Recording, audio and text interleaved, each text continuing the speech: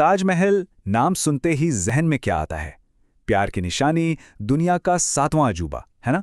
लेकिन सोचिए, क्या हो अगर इस सफ़ेद संगमरमर की खूबसूरती के नीचे एक बहुत गहरा, एक विवादास्पद राज छिपा हो? चलिए आज इसी की तह तक चलते हैं। और देखिए, ये कोई पुरानी धूल फांकती हुई कहानी नहीं है। नहीं नहीं, ये एक ऐसा रहस्य है जो हमारे डिजिटल जमाने में, मतलब सोशल मीडिया के दौर में फिर से जिंदा हो गया है। और ऐसा वैसा नहीं, बल्कि आग की तरह फैल रहा है। तो इस पूरे बवाल की, इस पूरे विवाद की जड़ में एक बहुत सीधा सा सवाल है। ताजमहल के तहखाने में जो वो 22 दरवाजे हमेशा बंद रहते हैं, उनके अंदर आखिर है क्या? यही वो सवाल है जिसने, सच पूछिए तो, लाखों लोगों की इमेजिनेशन को उड़ान दे दी है। तो ठीक है, चलिए अब इसमें थोड़ा और गहराई से उतरते हैं। इंटरनेट पर जाइए तो इतिहास ने झूठ बोला, बंद कमरों का सबसे बड़ा रहस्य, ऐसे सेंसेशनल टाइटल्स की भरमार है। और ये सब क्या दावा करते हैं? कि सरकार हमसे कोई बहुत बड़ा सच छिपा रही है। पर सवाल यह है कि आखिर ये सच है क्या? अच्छा, इस वायरल दावे की जड़ तक पहुंचने के लिए ना, हमें थोड़ा सा समय में पीछे चलना होगा। समझना होगा कि वो थ्योरी क्या है जो इस पूरी बहस के सेंटर में है। इस थ्योरी का नाम है तेजो महालय सिद्धांत। अब ये दावा क्या करता है? ये कहता है कि ताजमहल असल में एक शिव मंदिर था। और इस थ्योरी को सामने कौन लाया? पुरुषोत्तम नागेश ओक, जिन्होंने 1964 में एक इंस्टीट्यूट भी बनाया था, institute for rewriting Indian history. अब देखिए, ओक का जो सबसे पहला और मुख्य तर्क था, वो नाम को लेकर ही था। उनका कहना था कि भाई, महल शब्द तो किसी मकबरे के लिए इस्तेमाल ही नहीं होता, इसका मतलब तो राजभवन है। ये जरूर संस्कृत शब्द महालय से बना होगा, मतलब तेजो महालय। वहीं दूसरी तरफ इतिहासकार क्या कहते हैं? वो बताते हैं कि ताजमहल असल में मुमताज महल के नाम का ही एक छोटा रूप है, और महल शब्द मुगल दौर में बड़ी आलीशान इमारतों के लिए इस्तेमाल होता था, यहाँ तक कि मकबरों के लिए भी, जिन्हें एक तरह से मौत के बाद का महल समझा जाता था। बात सिर्फ नाम तक ही नहीं रुकी। ओक ने इमारत के डिजाइन में भी कई सबूत खोज निकाले। जैसे जो गुंबद के ऊपर शिखर है, उसे उन्होंने कहा कि ये तो शिव का त्रिशूल है। दीवारों पर जो कमल और धतूरे के फूल बने हैं, उन्हें हिंदू प्रतीक बताया। और तो और जो पूरी बिल्डिंग का ऑक्टागोनल, मतलब अष्टकोणीय डिजाइन है, उसे भी हिंदू आर्किटेक्चर से जोड़ दिया। लेकिन उनका सबसे बड़ा दावा क्या था? कि उन बंद कमरों के अंदर एक पवित्र शिवलिंग छिपा हुआ है। तो चलिए, इन थ्योरीज से जरा हटकर अब हम असलियत पर आते हैं। स्मारक की बनावट को देखते हैं। ये कमरे आखिर हैं क्या, और इन्हें बनाया क्यों गया था? देखिए, सबसे जरूरी बात समझने वाली ये है कि ताजमहल बना कहाँ है। यमुना नदी के किनारे, जहाँ की मिट्टी रेतीली और अस्थिर है। अब इतने भारी भरकम संगमरमर का वजन ऐसी जमीन पर कैसे टिकता? तो उस जमाने के इंजीनियरों ने कमाल का तरीका निकाला। उन्होंने गहरे कूने खोदे और उन्हें पत्थर और गारे से भर दिया। ये बन गए मजबूत खंबे। और ये जो कमरे हैं ना, ये उसी नींव की डिजाइन का हिस्सा हैं। ये एक सेल्यूलर स्ट्रक्चर बनाते हैं, जिससे वजन भी कम होता है और मजबूती भी बनी रहती है। आर्किटेक्चर की भाषा में इसे तहखाना कहते हैं। और ये सिर्फ सपोर्ट के लिए नहीं था, इसका एक और मकसद भी था।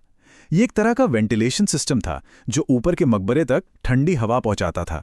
और हाँ, गर्मी के दिनों में शहंशाह के आराम करने के लिए एक ठंडी जगह भी थी। तो फिर असली सवाल पर आते हैं। अगर ये सब इतना सीधा है, तो ये दरवाजे बंद क्यों हैं? देखिए, इसकी 3 बहुत ही प्रैक्टिकल वजहें हैं। पहली, यमुना की बाढ़ से नींव को बचाना। दूसरी, जब हजारों लोग आते जाते हैं तो उनकी सांसों से नमी बनती है, जिससे अंदर के प्लास्टर को नुकसान पहुंच सकता है, तो उसे बचाने के लिए। और तीसरी वजह, सीधी सी बात है, सेफ्टी और क्राउड मैनेजमेंट।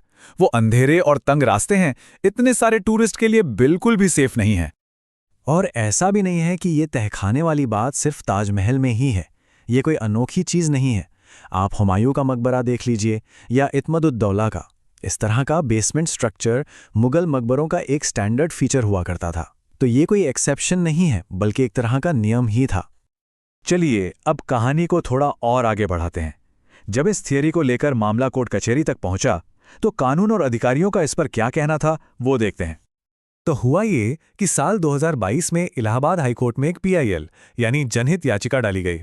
मांग क्या थी? कि इन कमरों को खोला जाए। लेकिन हाईकोर्ट ने इसे तुच्छ बताकर खारिज कर दिया। मामला सुप्रीम कोर्ट पहुंचा। सुप्रीम कोर्ट ने तो इसे पब्लिसिटी इंटरेस्ट लिटिगेशन यानी प्रचार पाने के लिए डाली गई याचिका कह दिया और उसे भी खारिज कर दिया। साफ कहा कि 400 साल बाद इतिहास को दोबारा नहीं खोला जा सकता। हाईकोर्ट की टिप्पणी तो और भी ज्यादा सख्त थी। जज साहब ने कहा, कृपया जनहित याचिका सिस्टम का मजाक मत बनाइए, पहले थोड़ी रिसर्च तो कर लीजिए, MA PhD कीजिए। इन मुद्दों को इतिहासकारों के लिए छोड़ देना चाहिए। मतलब कोर्ट का नजरिया बिल्कुल साफ था। लेकिन कहानी यहीं खत्म नहीं होती। इस पूरे हंगामे और बहस के बीच आर्कियोलॉजिकल सर्वे ऑफ इंडिया यानी ASI ने एक ऐसा कदम उठाया जिसकी उम्मीद कम ही लोगों को थी। उन्होंने उन तथाकथित रहस्यमयी कमरों की तस्वीरें पब्लिक के लिए जारी कर दी। तो फिर तस्वीरों में दिखा क्या? एक लंबा सा मेहराबदार गलियारा, ईंट और चूने के प्लास्टर से बनी दीवारें, कहीं कहीं दीवारों पर मरम्मत के काम के निशान, मतलब बिफोर और आफ्टर वाले पैच। और सबसे जरूरी बात, कमरे पूरी तरह से खाली थे।